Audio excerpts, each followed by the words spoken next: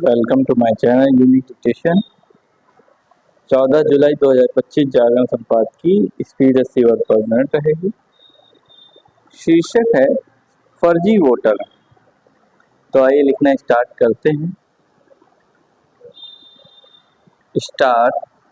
बिहार में मतदाता सूची के सत्यापन के दौरान चुनाव आयोग के प्रतिनिधियों को ऐसे संकेत मिलना गंभीर चिंता का विषय है कि राज्य में नेपाल, बांग्लादेश और म्यांमार के लोग भी मतदाता बन गए हैं।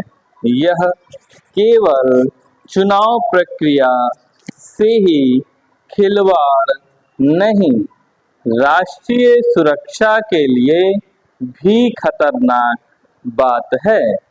चिंता की बात यह है कि ऐसे लोगों की संख्या लाखों में हो सकती है। नेपाल, बांग्लादेश और म्यांमार के लोगों ने आधार, राशन कार्ड जैसे दस्तावेज भी हासिल कर रखे हैं। इसके बाद तो उन्हें मतदाता के रूप में दर्ज होने से रोका ही नहीं जा सकता। यह अच्छा हुआ कि चुनाव आयोग ने तय किया कि सघन पुनरीक्षण कर ऐसे लोगों के नाम मतदाता सूची से हटाए जाएंगे।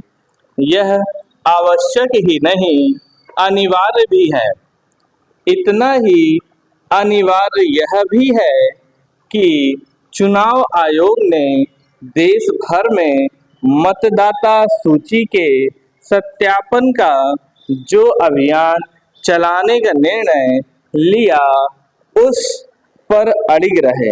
यह स्पष्ट ही है कि विपक्षी दल ऐसे किसी अभियान पर हाय तौबा मचाएंगे और चुनाव आयोग के मोदी सरकार के इशारे पर काम करने एवं लोकतंत्र से खिलवाड़ करने के बेतुके आरोप लगाएंगे। बिहार के मामले में चुनाव आयोग के फैसले पर आपत्ति जताकर विपक्षी दलों ने खुद को बेनकाब कर लिया है। वे लोगों को बरगलाने के लिए कुछ भी कहें।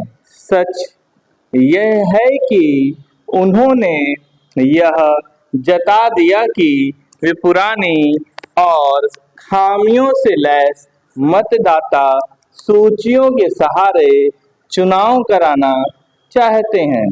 पता नहीं कैसे और क्यों वे इस नतीजे पर पहुंच गए कि जो वैध मतदाता नहीं हैं, वे उनके वोटर ही हैं। देश भर में मतदाता सूचियों के पुनरीक्षण के क्रम में बिहार जैसे मामले अन्य राज्यों में भी देखने को मिल सकते हैं। चुनाव आयोग पड़ोसी देशों और विशेष रूप से बांग्लादेश, म्यांमार आदि से अवैध रूप से आए और भारत में बस गए एवं मतदाता बन गए लोगों के नाम तो मतदाता सूची से हटा सकता है, लेकिन ऐसे लोगों के खिलाफ कोई ठोस कार्रवाई केंद्रीय गृह मंत्रालय ही कर सकता है। उसे यह काम प्राथमिकता के आधार पर करना चाहिए। भारत कई धर्मशाला नहीं कि दूसरे देशों से लोग घुसपैठियों अथवा शरणार्थियों के रूप में आए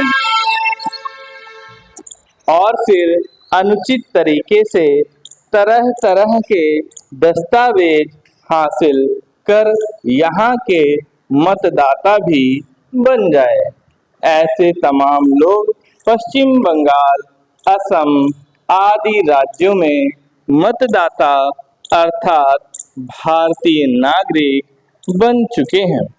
यह भी किसी से छिपा नहीं कि बांग्लादेश और म्यांमार से घुसपैठ हो रही है।